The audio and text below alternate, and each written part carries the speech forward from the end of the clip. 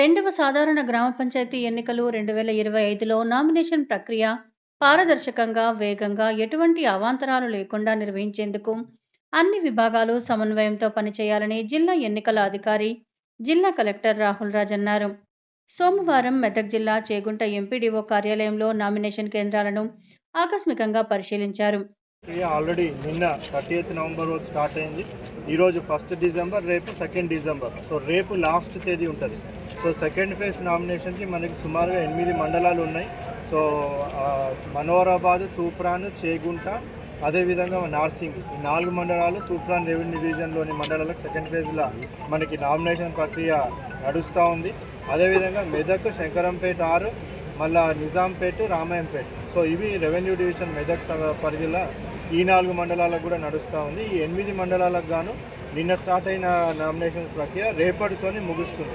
మరి ఈ 3 రోజులలో అభ్యర్థులకు అందరూ కూడా విజ్ఞప్తి ఏంటంటే, నో డ్యూస్ సర్టిఫికేట్ కానివ్వండి, లేకపోతే క్యాస్ట్ సర్టిఫికేట్ కానివ్వండి, క్యాస్ట్ సర్టిఫికేట్ లేని ఏడల మళ్ళీ Part 3 డిక్లరేషన్ అని ఉంటుంది నామినేషన్ ఫామ్లోనే. దాన్ని అట్లీస్ట్ డెప్యూటీ తహసీల్దార్కి తగ్గకుండా స్థాయి ఆఫీసర్ దాన్ని సర్టిఫై చేయాల్సిన అవసరం ఉంటుంది. సో ఆ Part 3 డిక్లరేషన్ కానివ్వండి, మళ్ళీ సెల్ఫ్ డిక్లరేషన్ ఫామ్ ఒకటి ఉంటుంది. వాళ్ళ క్రిమినల్ యాంటిసిడెంట్స్ ఏమైనా ఉన్నాయా, పోలీస్ కేసులు, అదేవిధంగా వాళ్ళ ఆస్తుల వివరాలు, అవన్నిటికి సంబంధించిన సెల్ఫ్ డిక్లరేషన్ 2 సాక్షి సంతకాలతో సహా అభ్యర్థి సంతకం చేసి ఆ ఇచ్చే డాక్యుమెంట్ కానివ్వండి, ఇవన్నీ కూడా రేపు 5 గంటల లోపు వాళ్ళు సబ్మిట్ చేయాల్సిన అవసరం ఉంటుంది.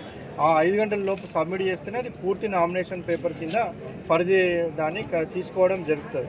అదేవిధంగా బ్యాంక్ అకౌంట్స్, వాళ్ళ అభ్యర్థులు ఏవైతే ఖర్చులు పెడతారో అది కంపల్సరీగా సపరేట్ బ్యాంక్ అకౌంట్ ఓపెన్ చేసి ఆ బ్యాంక్ అకౌంట్ నంబర్ కూడా మనకి రిటర్నింగ్ ఆఫీసర్కి ఇవ్వాల్సిన అవసరం ఉంటుంది. బ్రాంచ్ మేనేజర్స్ అందరికీ కూడా ఇన్స్ట్రక్షన్స్ ఇవ్వడం జరిగింది. ఎవరైతే నామినేషన్ కోసం వచ్చిన వాళ్ళు బ్యాంక్ అకౌంట్కి అప్లై చేస్తారో దాన్ని ఇమీడియట్గా 1 డేలోనే వాళ్ళకి అకౌంట్ ఇవ్వమని కూడా చెప్పడం జరిగింది. అదే కాకుండా పోస్టల్ అకౌంట్స్ కూడా వాళ్ళు తీసుకొని వచ్చినా అది కూడా జరుగుతుంది.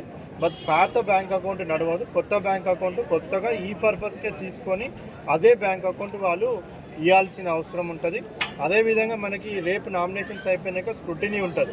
ఆ స్క్రూటినీ టైంలో మళ్ళీ కూడా ఎవరైతే క్యాండిడేట్స్ ఉంటారో వాళ్ళు రావచ్చు, వాళ్ళ స్క్రూటినీ ప్రాసెస్ అంతా కూడా చూడొచ్చు.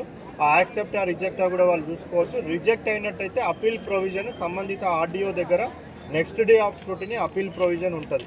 సో అపీల్ ప్రొవిజన్ అయిపోయినాక మళ్ళీ మనకి ఫైనల్ లిస్ట్ విత్డ్రాల్ తర్వాత మనం పబ్లిష్ చేయడం జరుగుతుంది.